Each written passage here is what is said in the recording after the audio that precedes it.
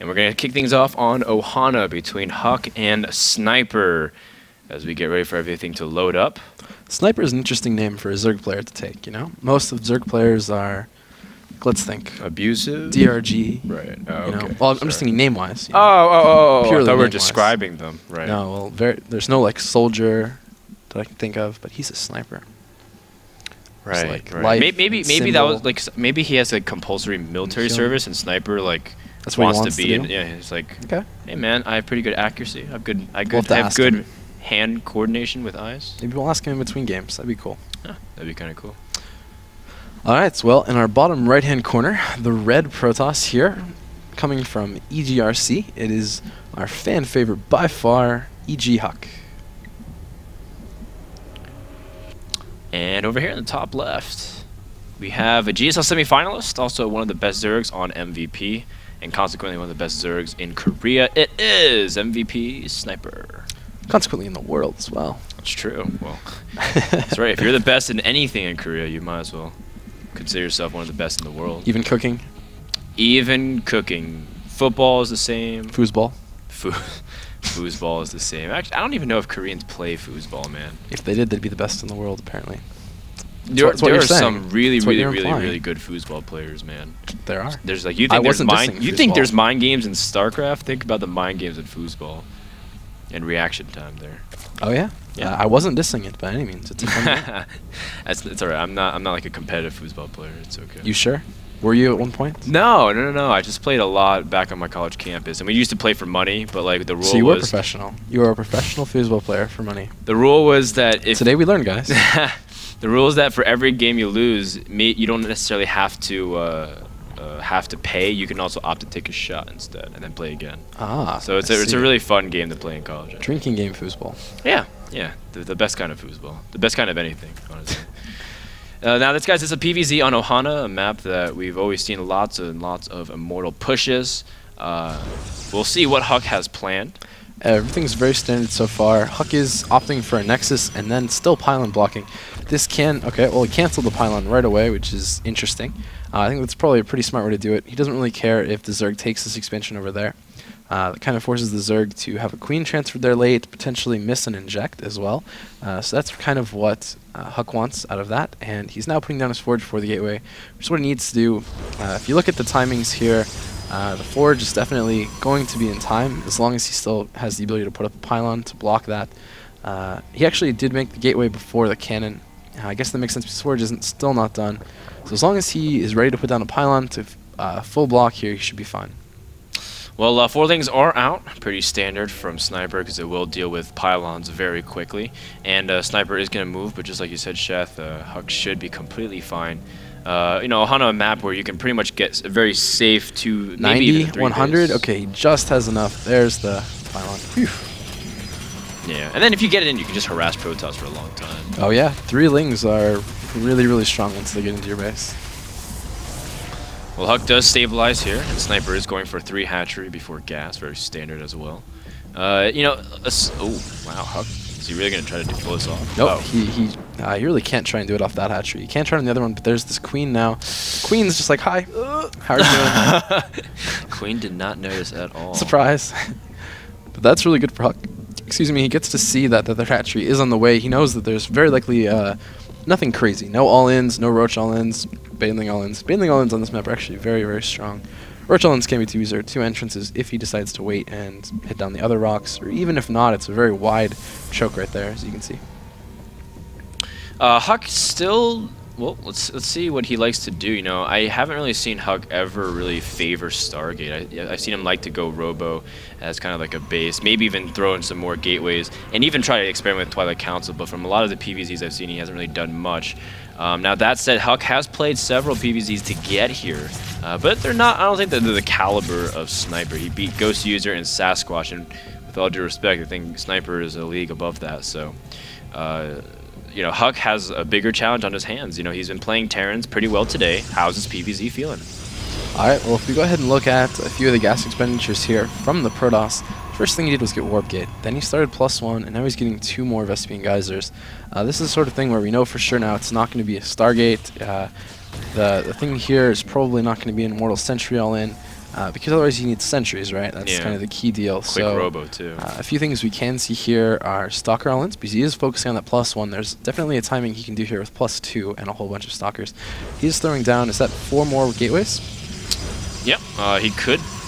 Well, he's going for more. only 4 right now. Oh, never mind. He's going to start tagging on some at the natural as well. We'll check in back later of how many he finally settles on. Sniper, meanwhile, gassing at his 3rd instead of his main and his natural, which is, you know, we've seen some Zergs really experiment with giving vision like that. But what do you think about this position specifically, Shed? All right. Well, there was a huge post recently on TeamLiquid.net, and I think possibly on Reddit as well, talking about how if you look at map balance, certain Vespian geysers mine at different speeds. You might not think it's true, but even on pro-level maps such as Ohana here, I'll try and be quick since we are looking at like an 8-gate, but basically certain Vespian geysers take like 11% or some percent, I forget the percent longer, to mine gas, and that's very, very important. So there's a chance Sniper knows that those 2 Vespian gas at the 3rd base mine quicker than the Vespian gas in the main, and that's why he would take them there.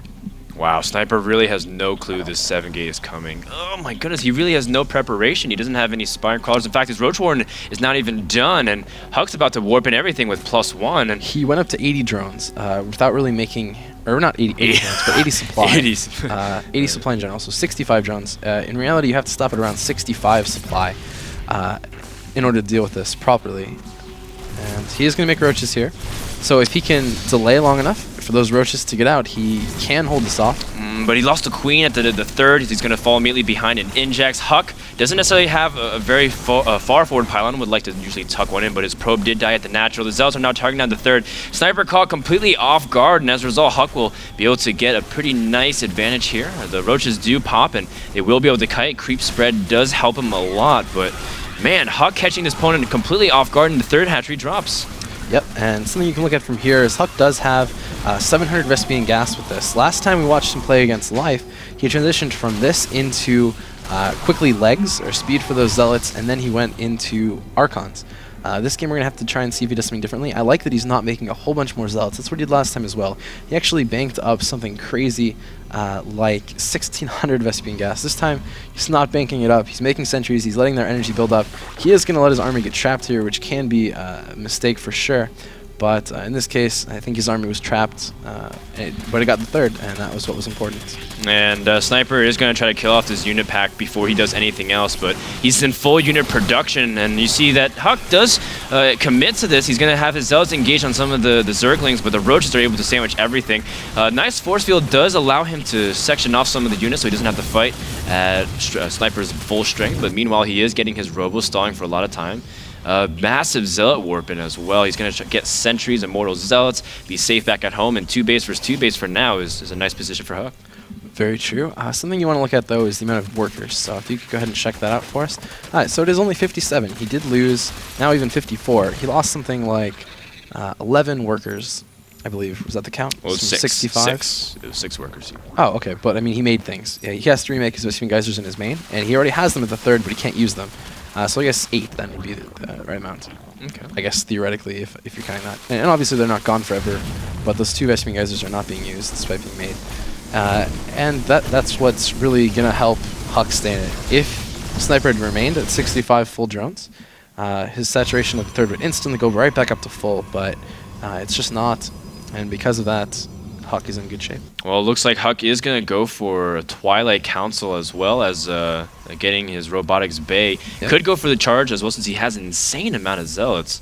But let's see how HuK's going to handle this pressure onto the 3rd base. Obviously, Sniper would like to deny it. Ooh, a barreled Zergling to make sure to deny that without an observer. HuK can't do very much, but actually nice, good force field to zone off a lot of the Zerglings.